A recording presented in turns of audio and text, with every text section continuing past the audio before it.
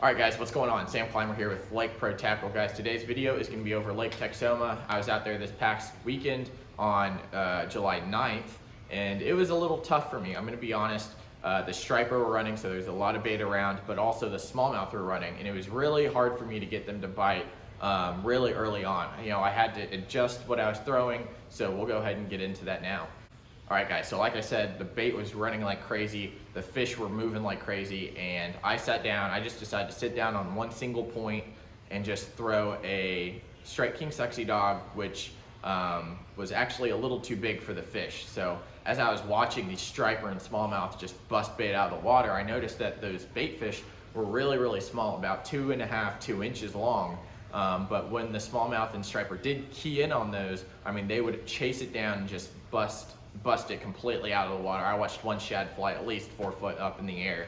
So they are chasing, they're in active mood. So if you do get up there, definitely try to size down your lures. And we did put out a video on how to size down your lures and some of the great lures we have in store that are great finesse presentations. So definitely go check that video out.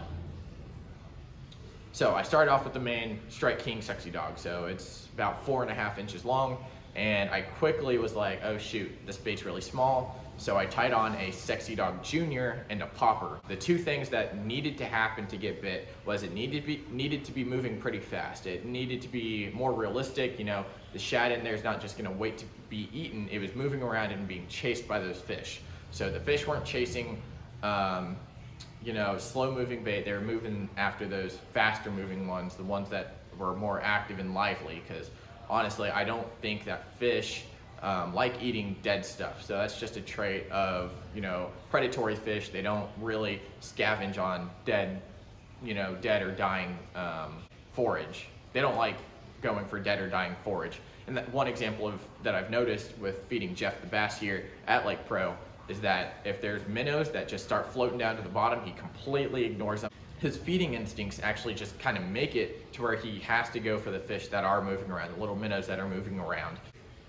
Now, once that topwater bite kind of settled down, I was fishing near the Eisenhower Dam area, so it was pretty clear. Water temp started out at like 83 and moved up to around 85, 87. So still pretty cool compared to a lot of the Metroplex lakes and lakes down south. But after that topwater bite kind of died down, I picked up a Zoom baby super fluke, whatever the size of the fluke is. I don't know exactly how big it is, but it was about the same size as my little topwater. So it worked perfectly. I threw it out on a weightless Texas rig hook, a little 2/0 hook, so real small hook.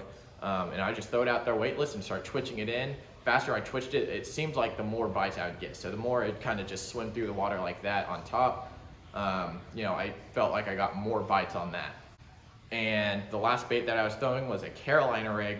I kind of didn't throw any crankbaits or chatterbaits or spinnerbaits just because I was getting a lot of bites on the fluke and Carolina rig. So I was on the back of my Carolina rig. I threw the super fluke a little bit, but I threw mainly a Smash Tech bubble fry, which we actually just got in store here. And it would get down to the bottom off this point, and I'd just drag it down, and then that's where I'd get my largemouth bites. With the spook and the fluke, I would get bit with stripers and smallmouth.